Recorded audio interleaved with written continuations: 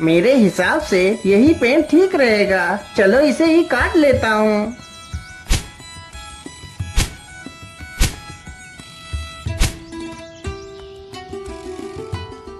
तारा जल्दी से लकड़ियां काट कर अपने गधे पर लाद लेता है और घर की तरफ निकल पड़ता है।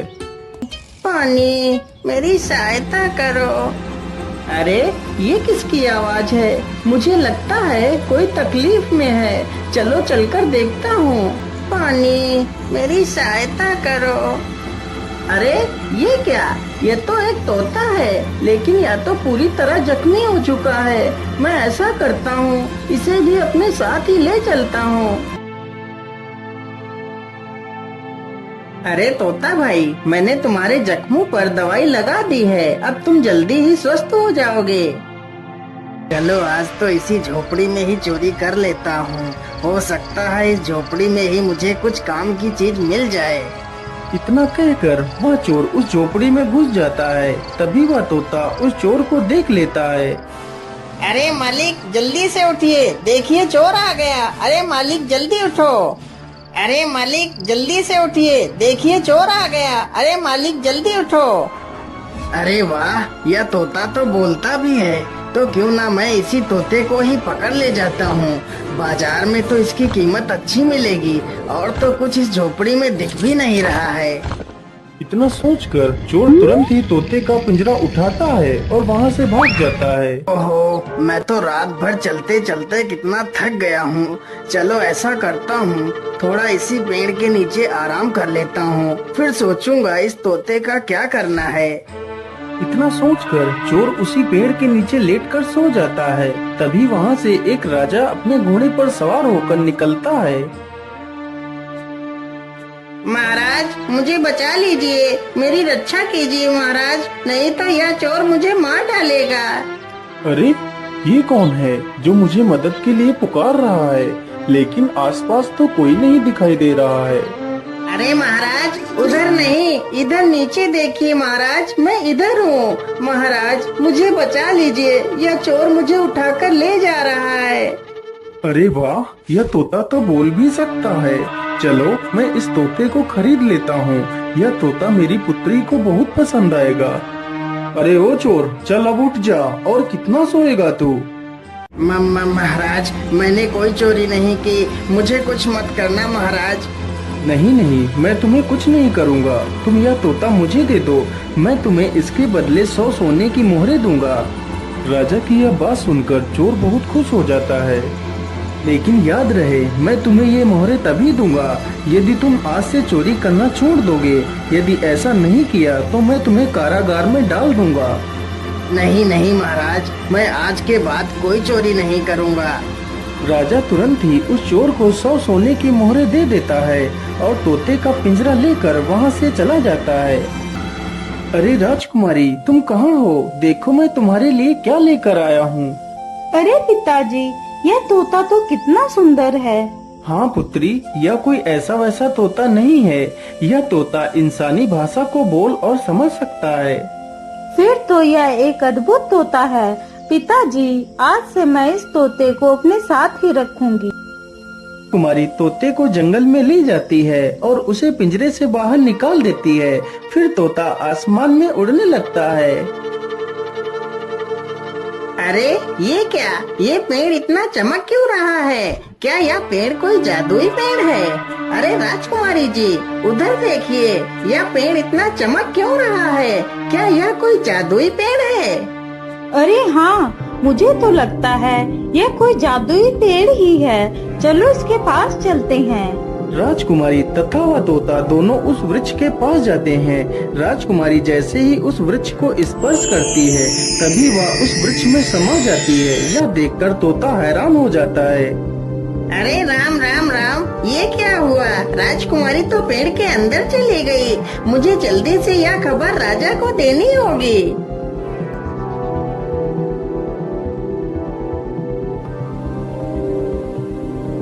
अरे ये मैं कहाँ आ गई? ये कौन सी जगह है? तभी एक बड़ा सा बाज राजकुमारी के सामने आकर खड़ा हो जाता है। अरे यह बाज तो कितना विशाल है, इतना बड़ा बाज तो मैंने आज तक नहीं देखा। तभी वह बाज राजकुमारी को अपने पंजे में दबाकर उड़ जाता है। अरे दुष्ट बाज, मुझे छोड़ दे, तू मुझे कहाँ ले जा रहा है? वह बाज राजकुमारी को एक गुफा के भीतर ले जाता है जहाँ एक डायन खड़ी होती है।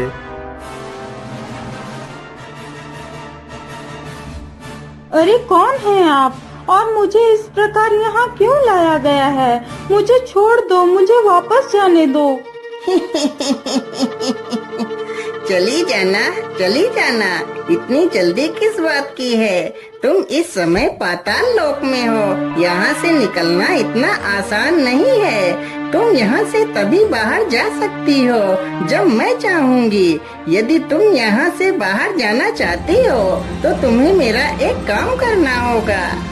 बोलिए, आप क्या काम करवाना चाहती हैं? राजकुमारी जी, तुम्हें मेरे लिए अमृत लाना होगा। लेकिन ये अमृत कहाँ मिलेगा? ये अमृत तुम्हें रंगी कंचन की पहाड़ियों में मिलेगा। लेकिन ये पहाड़ी कहाँ पर है? फिर वह डायन राजकुमारी को अमृत लाने का रास्ता बताती है। वह डायन अमृत पीकर अमर होना चाहती थी और पूरी दुनिया पर राज करना चाहती थी। उस डायन ने उस विशाल बाज को अपने वश में कर रखा था, जिससे वह सारे काम करवाती थी। डायन की ये सारी बातें सुनकर राजकुमारी वहाँ से अमृत लाने के लिए चल पड़ती है।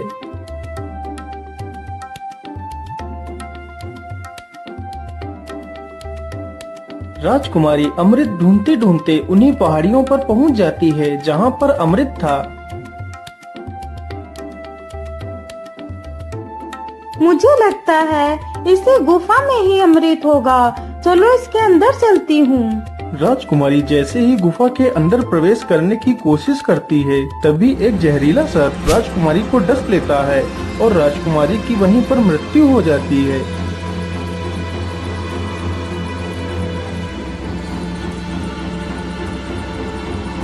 महाराज, यह वही पेड़ है जिसमें राजकुमारी समा गई है। ठीक है तोते, तुम यहीं पर रुको, मैं इस पेड़ के अंदर अकेला ही जाऊंगा। राजा जैसे ही पेड़ को हाथ लगाता है तो वह भी उसी पेड़ के अंदर चला जाता है।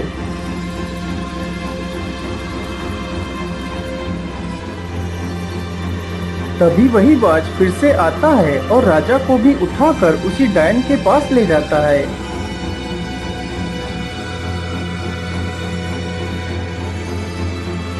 कौन है आप और मुझे यहाँ पर इस प्रकार लाने का क्या कारण है? मेरी राजकुमारी कहाँ है?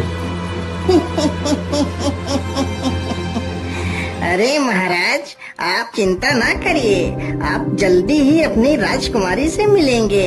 उससे पहले आपको मेरा एक काम करना होगा। ठीक है डायन, मुझे जल्दी से बताइए, मैं तुम्हारे लिए क्या काम कर सकता हूँ। फिर वह डायन राजा से भी उसी अमृत को लाने की बात कहती है। ठीक है डायन, मैं तुम्हें वह अमृत लाकर दे दूंगा, लेकिन मेरी पुत्री को कुछ नहीं होना चाहिए। इतना कहकर राजा अमृत लाने के लिए चल पड़ता है।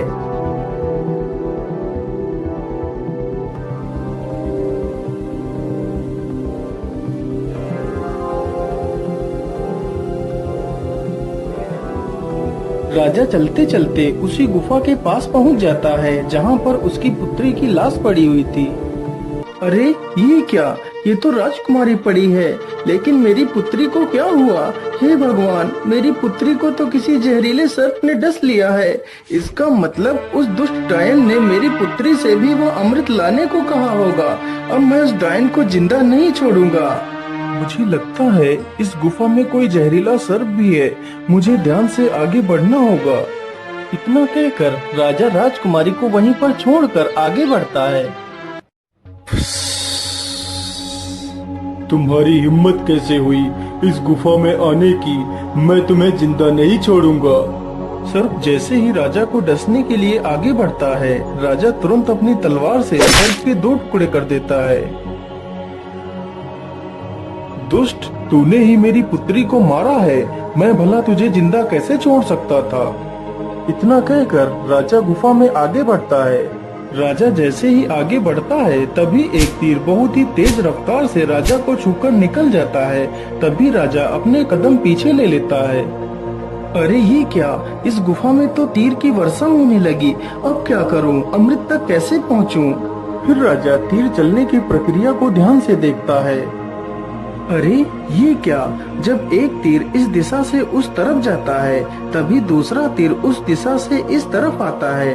इसका मतलब यदि मैं एक एक कदम आगे बढ़ाऊं तो मैं अमृत तक पहुंच सकता हूं। इस प्रकार राजा अपने बुद्धि के बल पर उस चुनौती को भी पार कर जाता है।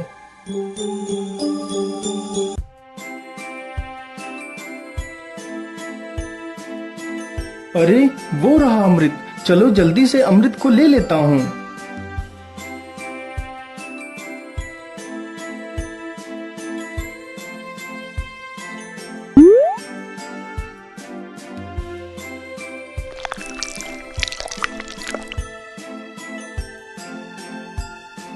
मैं ऐसा करता हूँ, पहले मैं इस अमृत को अपनी पुत्री को पिलाता हूँ। ये सोचकर राजा अपनी पुत्री को अमृत पिलाता है। अमृत पीते ही उसकी पुत्री जीवित हो जाती है। अरे पिताजी, आप यहाँ पर कैसे आ गए? पुत्री, मैं तुम्हें लेने आया हूँ। अब तुम बिल्कुल भी चिंता मत करो, मैं यहाँ पर आ गया हूँ। फिर वह राजा उस अमृत को खुद भी पी लेता है और बाद में बचा हुआ अमृत उस सर्प के मुंह में डाल देता है। अमृत मुंह में पड़ते ही सर्प भी जीवित हो जाता है। फिर वह राजा उस सर्प को अपनी पूरी कहानी सुनाता है। मैंने तुम्हें इसलिए जीवित किया है ताकि तुम फिर से इस अमृत की रक्षा करो। महाराज, मैंने आपको पहचानने में भूल कर दी, मुझे क्षमा कर दीजिए महाराज। अरे नहीं नहीं सर्पदेव, इसमें तुम्हारी कोई गलती नहीं है, या तो तुम्हारा फर्ज था। अच्छा, अब मैं चलता हूँ।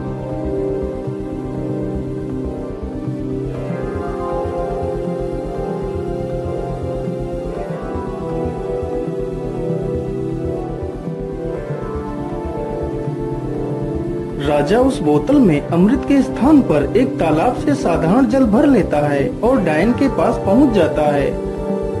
ये लीजिए डायन, मैं तुम्हारे लिए अमृत लेकर आ गया हूँ। अब मुझे बाहर जाने का रास्ता बता दीजिए। अरे वाह राजा, तुम तो कितने बहादुर हो। यह अमृत आज तक कोई नहीं ला सका। जो भी गया वह लौट कर नहीं आया और तुम तो अमृत लेकर आ गए। चलो चलो, जल्दी से मुझे यह अमृत दे दो। राजा तुरंत ही उस डायन को वह पानी से भरी हुई बोतल दे देता है। डायन तुरंत ही उस पानी को अमृत समझकर पी जाती है। हे डायन, मैंने आपके कहे अनुसार आपको अमृत लाकर दे दिया। अब मुझे बाहर जाने का मार्ग बता दीजिए। इतनी भी जल्दी क्या है, अब मैं अमर हो चुकी हूँ। अब तुम दोनों यहाँ से कहीं नहीं जाओगे। आज से तुम दोनों भी मेरे गुलाम हो। अरे डायन, ये तो सरासर धोखा है। मुझे यहाँ से जाने का मार्ग बताओ, नहीं तो मैं तुझे मार डालूंगा। अरे मूर्ख राजा, अब मैं अमर हो चुकी हूँ। अब तू मेरा कुछ भी नहीं बिगाड़ सकता। अच्छा, ऐसी बात है, तो फिर ये ले मेरे इस तलवार के वार को झेल। इतना कहकर राजा उस डायन के पेट में तलवार घुसा देता है। ये क्या हो गया? मैं तो अमर हो गई थी। इसका मतलब तूने मेरे साथ धोखा किया है। पानी पीकर खुद को अमर समझने वाली उस डायन की मृत्यु हो जाती है। डायन के मरते ही वह बाज आजाद हो जाता है। महाराज, आपकी जय हो। आप तो बहुत वीर और बुद्धिमान हैं। आपका बहुत बहुत धन्यवाद महाराज, जो आपने मुझे इस डायन की गुलामी से आजाद करा दिया। हे बाज, क्या तुम यहाँ से बाहर निकलने का रास्ता जानते हो? जी महाराज, आप दोनों हमारी पीठ पर बैठ जाइए, मैं अभी आपको बाहर ले चलता हूँ। दोनों ही बाज की पीठ पर बैठ लेते हैं और बाज उन दोनों को लेकर एक दरवाजे के पास जाता है। महाराज, इसी दरवाजे के बाहर आपकी दुनिया है, यहीं से आप बाहर जा सकते हो महाराज। राजा तथा राजकुमारी दोनों बाज का धन्यवाद करते हैं और उस दरवाजे से बाहर चले जाते हैं।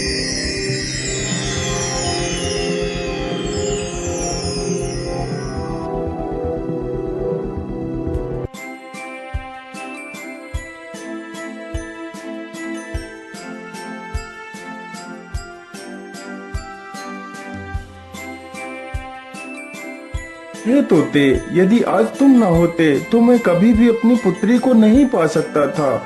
इसलिए मैं तुमसे बहुत प्रसन्न हूँ। आज तुम मुझसे कुछ भी मांग सकते हो।